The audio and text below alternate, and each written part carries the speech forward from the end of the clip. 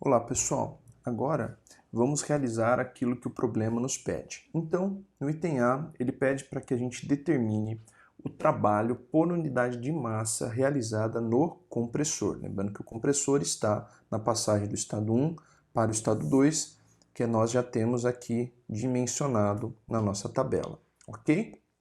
Então, vamos lá. Para calcular o trabalho no compressor, o WC, nós vamos utilizar aquela equação que vem lá da primeira lei da termodinâmica, tá? Menos H, porque é quando a gente vai calcular trabalho, né? Quando é calor fica mais aqui por causa da primeira lei. Então vai ficar assim, menos H2, que é a entalpia de saída, menos H1, que é a entalpia de entrada. Então é entalpia do pós-compressor menos a entalpia do pré-compressor, tá? Então, fazendo essa conta aqui, ficaria assim os valores, né? WC, precisaríamos pegar na tabela, menos H2, H2 é 429 menos 386,6, ok? O que daria um trabalho de, vamos fazer a conta aqui, menos, vou fazer igual, tá aqui já, menos, abre parênteses, abre parênteses, 429, vou acender aqui a luz para ficar um pouquinho melhor, 429 menos 386,6, joia? Fecha parênteses, vamos ver aqui quanto que fica, menos 42,4 kJ por quilograma. Lembrando só o seguinte, né? O que representa esse sinal de menos aqui? Representa que o trabalho está entrando no sistema, ou seja, vindo da vizinhança no sistema, ou seja, um trabalho externo. Por isso do sinal de menos, tá? Joia? Então, beleza, esse aqui é o trabalho realizado pelo compressor, na letra por unidade de massa. Agora, na letra B, ele pede para a gente a quantidade de calor por unidade de massa rejeitada no condensador. Então, o condensador, vamos escrever aqui, o condensador, o dispositivo por onde tem os estados 2, 3, né? 2, 3. Joia? Então, como que a gente vai determinar? Aqui o trabalho a gente chama no condensador de Q-high, porque nós temos o fluido de trabalho passando a uma alta temperatura, por isso da sigla high, alta temperatura, tá? Então ficaria assim, QH, também partindo da primeira lei ali, né? Ficaria lá, a entalpia de saída, pós-condensador, H3, menos a entalpia de entrada do condensador, pré-condensador, H2. Joia? Então ficaria assim a conta, Vamos pegar aqui na nossa tabela, H3, 256,4 menos 429, ok? Fazendo a conta aqui, ficaria, vamos ver aqui, 256,4 menos 429, ok? Então, igual menos 172,6 kJ por quilograma.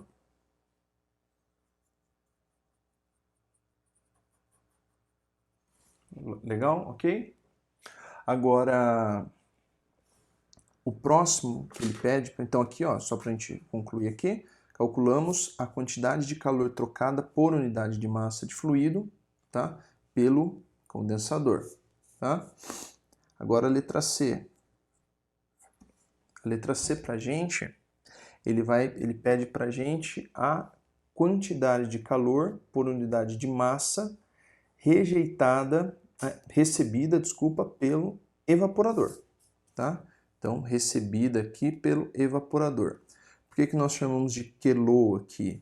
Porque, na verdade, a gente tem que pensar que o fluido de trabalho está nesta parte do ciclo a uma baixa temperatura, low, baixa temperatura, tá? Em contraste à temperatura do fluido no condensador, high, alta temperatura, tá?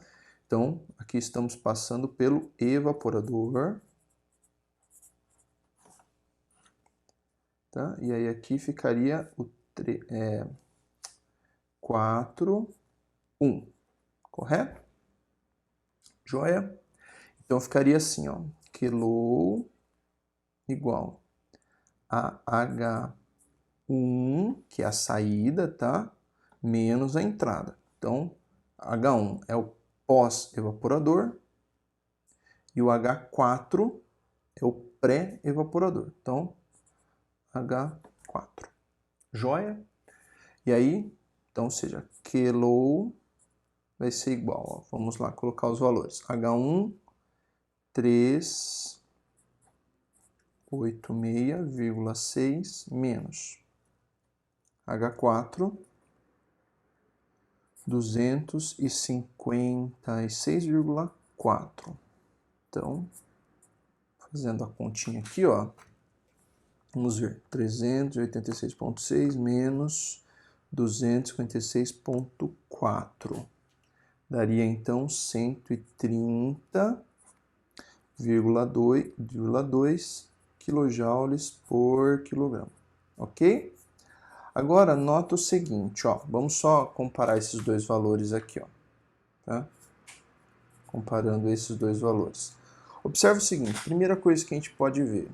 Para o condensador, que raia aqui, nós temos o termo negativo, correto? Então, ó, menos 7,2. Por quê? Lembrando que o sinal de menos aqui representa quando o fluido de trabalho ele deixa o sistema e vai para a vizinhança, ou seja, sai calor, tá? Sai calor do fluido de trabalho do sistema para a vizinhança, menos. Quando o calor ele é injetado no sistema, lembrando que a gente pensa como se fosse uma máquina térmica, entra calor positivo, sai calor negativo, entra trabalho negativo, sai trabalho positivo, tá? A máquina térmica, ela funciona, os sinais eram atribuídos segundo uma máquina térmica, que funcionava como injeta calor, sai trabalho. Então, injeta calor positivo, sai trabalho positivo. E o restante, então, negativo, tá? Então, nesse caso, ó, injeta calor, positivo, sai calor, negativo, ok? Então, está totalmente coerente aqui. Agora, o nosso próximo passo, ele pede para a gente determinar, aqui, deixa eu explicar, porque aqui tem uma coisinha nova para a gente, ele pede para a gente determinar o desempenho do refrigerador. Bem, primeira coisa importante, o que é isso, né, que ele chama de desempenho? O desempenho, ele é chamado de beta ou COP, tá? Beta, ou esse COP significa coeficiente de performance, né, do refrigerador. Muitas vezes nós vemos na prática essa palavra aqui, né, COP, é coeficiente de desempenho ou coeficiente de performance, né? O beta também pode ser representado. As duas formas aqui representam o que nós chamamos de desempenho do refrigerador. O desempenho, a gente não pode confundi-lo com rendimento, tá? Por quê? Porque o desempenho, ele não é um valor que ficará entre 0 e 1, ou seja, entre 0 e 100%.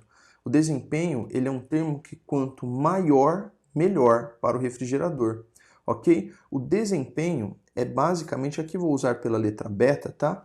Ele é a relação entre quilou, ou seja, ele é a relação entre o calor trocado no interior da geladeira, lembrando do refrigerador, lembrando que aqui a gente tem a parte interna, tá? Ou seja, ele é a relação entre a quantidade de calor que você consegue extrair do ambiente interno através do uso do evaporador e o trabalho realizado no compressor. Ou seja, lembrando, a base é, você entra com trabalho no compressor, você quer de um certo modo que esse trabalho seja revertido em calor extraído de dentro do refrigerador, correto? A relação entre essa extração de calor e o trabalho que você injeta, ou seja, o custo mesmo, o gasto que você tem para o funcionamento do refrigerador, isso tem que dar o valor mais alto possível. Quanto mais alto for o beta, ou o desempenho, então melhor, mais eficiência, mais performance o refrigerador tem. Ou seja, melhor ele é, tá? Então vamos fazer esse cálculo para o nosso refrigerador aqui, ó. Então usando essa relação aqui, ó, ficaria kilo, nós calculamos aqui, ó, vale 130,2 e o trabalho, ó, no compressor, aqui a gente vai usar sempre em módulo, tá bom? Então, ao invés de vai pôr positivo aqui, 42,4, tá bom? Vamos fazer essa continha aqui, ó, e vamos ver quanto que nos dá aqui de valor aqui, ó, para o beta. 130 ponto, por aqui, 130,2 dividido por 42,4, ok? Então deu ali 3,07. Bem, importante aqui é, quanto maior for esse valor, comparativamente falando, né? Quanto maior for esse valor, melhor troca de calor, melhor relação entre trabalho realizado para o funcionamento do compressor, o que está vinculado diretamente ao, por exemplo, o consumo de energia elétrica que nós temos nesse refrigerador, e a troca de calor no interior do evaporador. Quanto maior for esse valor, melhor é essa relação, ok? E depois, então, por fim, na letra E, que ele pede para nós a potência ou a capacidade de refrigeração. Capacidade de refrigeração. Nesse caso, nós iremos calcular ela em quilowatt, tá bom?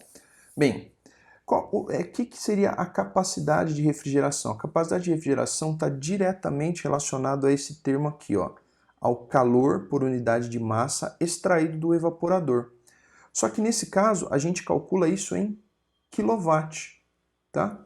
Em quilowatt, ou seja, seria para nós a taxa de transferência de calor que existe dentro do evaporador, ou seja, quanto que a gente consegue propriamente extrair de calor por unidade de segundo, né, nesse caso, quilowatt, que é calor por unidade de tempo, da parte interna do refrigerador. Tá? E como que a gente calcula isso? Nós chamaremos a seguinte, nós usaremos a seguinte nomenclatura.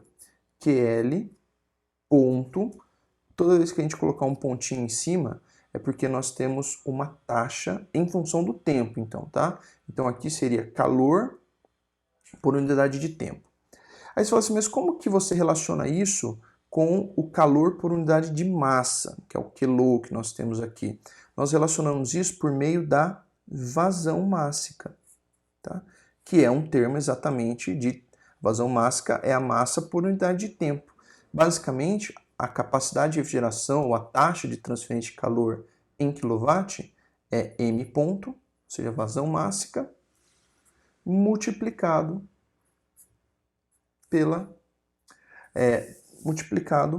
por quilo, que é a quantidade de calor por unidade de massa extraída ali no evaporador, tá?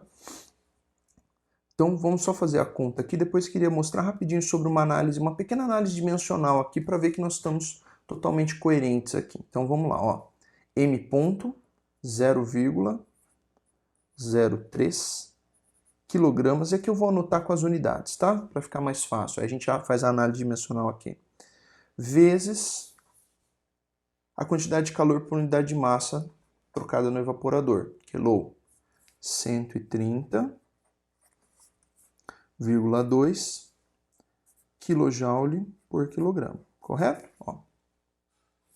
Aqui primeiro vamos fazer apenas a conta, ó. Então dá 0,03 multiplicado por 130,2.